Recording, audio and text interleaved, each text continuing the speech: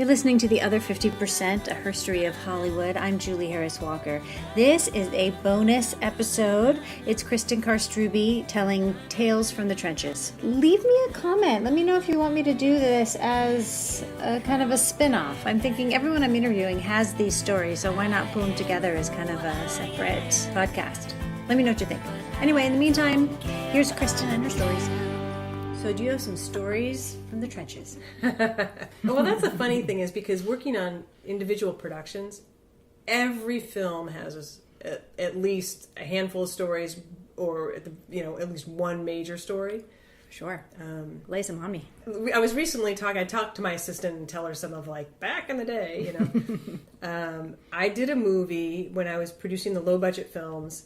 And it was when I was making those films, a lot of it was for actors that had gone by the wayside or were trying to, gather up their careers again. Like Pulp Fiction. Yeah, exactly. But we never quite hit that level. But yeah, and I was working with an ex-brat packer, and it was kind of a very big departure for him and what he was doing.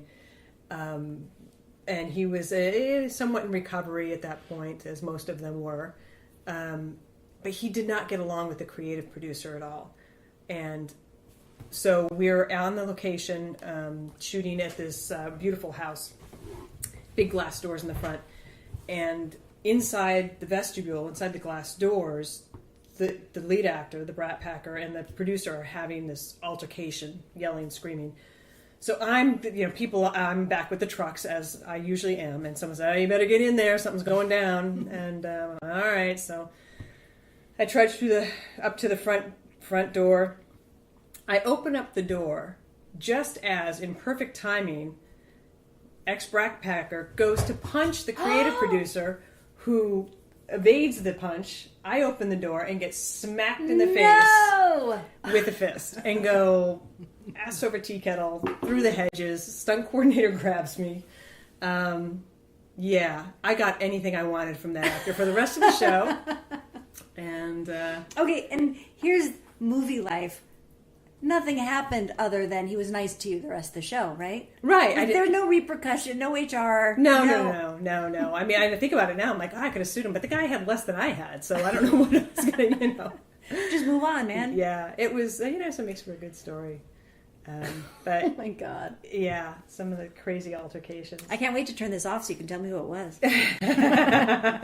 What else? More. Oh, let's see. A lot of the stories came from that era of the non-union filmmaking where you just, you did things because you didn't know they weren't maybe the correct way to do them. You just did them. And one of them, I was working on an ensemble piece with, and I was actually pregnant at the time, but nobody really knew it yet. We're shooting nights downtown LA in alleys, and it's this ensemble piece with these beautiful actresses in long gowns and all that. And then the obligatory scene where the woman's running after the limo with her shoes in her hand and barefoot and everything. The actress was freaking out and saying, "I will not run down this alley. It's filled with rats, blah, blah, blah." I'm like, "No, I've had it cleaned out. It's all fine. I don't believe you, blah, blah, blah."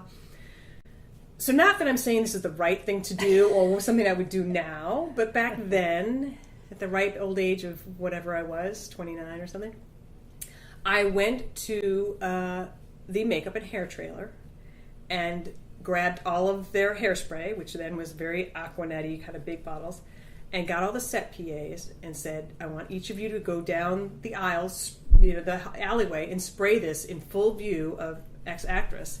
And I went to her and said, "Well, we just went out and we got rat repellent, and they're completely saturating the whole thing." Now, a certain skill set was at place there. I don't think I would do that now, but yeah, so she bought it and we got the scene. It got the job done. Yeah, got the job done. That's hilarious. So, yeah, we killed a little bit of the ozone that night, but we got the shots. Aquanet kept the rats away. That's right. Gosh, going back further, when I was the coordinator on the first Tremors, I was on that with Ginny, and then I left, Sarah Spring came in. So we all kind of worked together back then on Tremors. But when we were first setting up in Kern County, there was nothing out there. This was pre-cell phones, this was pre-faxes, this was pre all that stuff. And so I was going out to survey with the phone company to see if we could install phone lines and how much that would cost and all of that. And I was driving out to the set that we were building, the Town of Perfection, and I hit a sand hole in my Toyota Corolla, like sunk, almost like one of the scenes in the movie, sunk nose deep into the sand. That was really unfortunate. On the road? No, we had this like BLM land off the road that we were building the Town of Perfection in, which is, we were building in like an old western town. And so it was really off into the dirt, into the, way off road. And I had my little Toyota Corolla, and I was trying to... It was like quicksand? It wasn't quite quicksand. It was just sinkhole? Sinkhole. It was like soft sand sinkhole. Oh my God, how'd you get your car out? Transpo came out, and they backhoed me out, and, it was terrible. I then went out and bought a Jeep. Never, ever ended up having to do a show out in the back, in the Of course not. But, yeah, that was fun, yeah. Any bailing anyone out of jail? Or out of customs? I don't know if I can tell these stories. On Ali, we had a large ensemble of cast. All I'll say is it was not Will Smith, but there were other actors involved when we were in Miami that were having a lot of fun because they weren't on camera a whole lot. And so I had befriended the concierge in most of the hotels on Collins Ave, and would check in with them every morning to find out where our illustrious actor was, because he would have wandered into one of the hotels with some women, and he would never tell me where he was, and so I would talk to the concierges, and that'd be great. Okay, Mr. So and so is there. I'll send the car, and driver will be picking him up to go to set, and just have him go out the back door or whatever. And so he would come and say, he goes, I don't know how you guys, every morning the car's waiting out there. And I'm like, I don't know. Drivers must have, know? Yeah, the drivers must have something going on. I have no idea. But yeah, that was going and meeting with every concierge and, letting them know my number and that I needed to know where this actor was and make sure he gets on set every day. Now that is thorough. Yeah, it was a little crazy. And the actor's just baffled. Yeah, and that was also the one, that was during the 5 weeks that I was, the 9 months that I was gone when my daughters were really tiny, and I was in Florida for the final piece of that, Ali. At that point, you're just like, just get everybody on the set, just so we can get the shots and be done with it. There's no time for shenanigans. Right, yes. It's like, whatever it takes, all hands on deck. On American Beauty, when I was pregnant with Keelan, I was so determined to not let the physicality slow me down at all. Oh, yeah. I mean, like, you can't admit the fact that you're growing a human for some reason. So we were shooting early morning call up at Elysian Park, I think it's called, where the shooting range is. I'm doing a thing with Annette Bening is shooting a gun, and early pre-call, so I'm there about 4 a.m. and I'm trudging up the hill. And it's hot and humid, and I'm just not feeling well. And next thing I know, I wake up and I'm in the flatbed of a truck with like 9 Teamsters trying to hand me orange juice and McDonald's. And evidently I passed out trudging up this hill to get to set that morning. Oh my God. And, this was like the last week of filming, I think. And that sort of taught me, like, okay, I'm not Superwoman, and you might have a limit. Yeah, there could be a limit, and that was definitely it. But the terrified look, I gotta say that the Teamsters on that show took such care of me, and they were all, I mean, I was like, all of their collective wives, how they wanted them, they were great. They really were. And they didn't want to deliver your baby. They didn't want to know. No, not on their watch. They wanted no part of that. They had vans standing by. Or we've got all directions to Cedars covered. You could have gone into labor at any second, and here you are hiking up a hill. Yeah. It was a little crazy. Never let him see you sweat. I know, right? Just pass out and go for it. What? So, nothing's happening here. Yeah. What? And and you freak out, because now I think about it, and it was the days when I had like 2 walkie-talkies, and I have string. I have 2 walkie-talkies and 2 cell phones, all on the baby. And the behind-the-scenes video on that movie, actually on American Beauty, you can see me signing payroll on my belly because it was so far. It's just a built-in shelf. It's very handy. Oh, it was crazy. Let's see, what is some more human? Oh my God, this was a good one. At least I've always felt so. So I was doing Catch Me If You Can with Tom Hanks and Spielberg, and it was just a great AD team, great team. I really, it was challenging, but it was really a great group of folks. I enjoyed working with them. And the second AD, Dave Angus and I, of course, I'm really close to the second AD as the production manager. You're doing all the paperwork together, and it's a very, very close relationship. And so there's a lot of downtime, and you're talking about things. And so I was always talking to him about Minority Report because I was somewhat infatuated with Tom Cruise. And, I said, when I was young and I came out here, and, he was the hot lead actor and all of that. So we would joke about it, on and off, on and off. So about halfway through the shoot, Tom Cruise is coming to the set to meet with Steven regularly to work on a script that then became War of the Worlds, but at the time we didn't know. But I was arranging private space for them and doing all sorts of stuff. And one day I'm sitting at camera, and the usual suspects there, and I'm sitting a couple rows behind. And someone taps me on the shoulder, and I suck myself in a little bit so they can get by, and they leap over me and sit on my lap, facing me, and he says, "Hi, I'm Tom." It's Tom Cruise is sitting on my lap, and I'm like, "Yeah, you are." And he's just like sort of puts his hand on my shoulder, and he's like, "So how's it going? What's happening?" At that moment, the generator shuts down. The lights go off. The DP, Janusz Kaminski, turns around. Kristen, get the actor off your lap and go fix the generator. I don't know what I'm going to do with the generator. So I'm like, "Tom, I've got to leave." He's like, "Oh, yeah, sure. So I go down. I immediately go to the parking garage, call my mother, call my best friend, call my husband. Then oh my God. Then go. It's the only time I've been like starstruck ever. And then went out to the generator, of which I could do nothing, but it got up and running again. And there's the second AD laughing hysterically. It was the best prank thing that's ever happened to me, I think. It was hilarious. That was great. Get the actor off your lap. Yeah. Go take care of business. Fix that generator. I don't know. Patch the generator, guys. I don't know. What do you want me to do? Just go boss the generator. Yeah. That's hilarious. That was fun. There's a lot of fun stuff happened on that show. Oh my God, what went through your mind? I was like, I can't. All I could think is, I cannot wait to call my best friend. Right? She's gonna, she was the one that we were roommates with, watching Top Gun, on a loop. Did anyone take a picture? Was there a smartphone anywhere? No, not a one. Not a one. Yeah. So, on that picture, I also got to organize the uplink to the space station because it was the 20th year rollout of ET. And the astronauts were going to do the rollout for, a promotional rollout. So we were down at Boeing, and so I got to organize with the space station and an uplink truck and get this. It was fascinating. Wait, it was fantastic. Why? Because you had Steven Spielberg? Yes.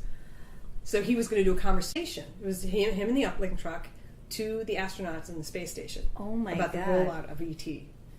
And I get to organize this thing. I mean, it was just that cool was is so that? great. You can't go to school for that. No. That's amazing. Mm-hmm. Talk about being right in it. Mm-hmm. Yeah, that was fun stuff. I did have to bail people out of jail in, I want to say it was Hardin, Montana. It was somewhere in the middle of nowhere. And the film company, we went into this town, and they knew we were there. We had taken up their Sheridan or whatever, and people they were just speed trapping us, and people were getting and taken in. They would take you into jail if you couldn't pay the ticket on the spot. This was in the 80s. You could do anything, right? So I went to meet the mayor of the town, had dinner at his house, invited some of the actors, did a little shmoo thing, and prepaid any penalties that might again, nothing that would fly these days, but back in the day. You prepaid the tickets they were going to get. Yeah, I prepaid some penalties.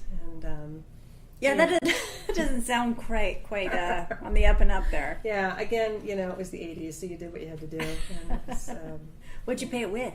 Yeah, cash. Yep, straight up.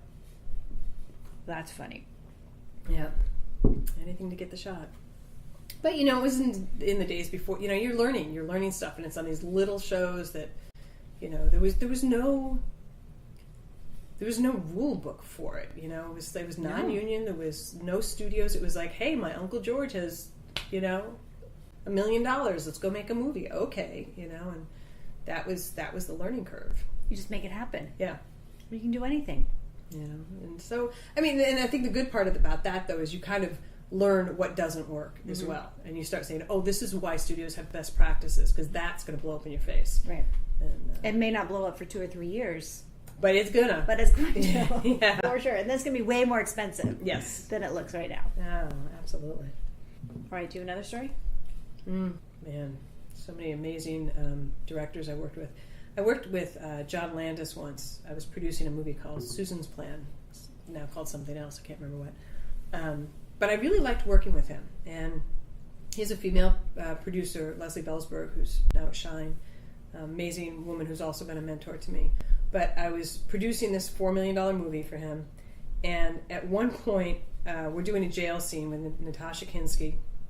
And he is trying to get, you know, the prison guards that she's supposed to steal the gun from and go off. And all the extras that are showing up are, you know, beautiful actresses that, you know, look great and all that. And he's like, isn't anybody here a size 14? I need, you know, and we couldn't find anybody, couldn't get anybody. We're out at, I think, Lincoln Heights jail or something.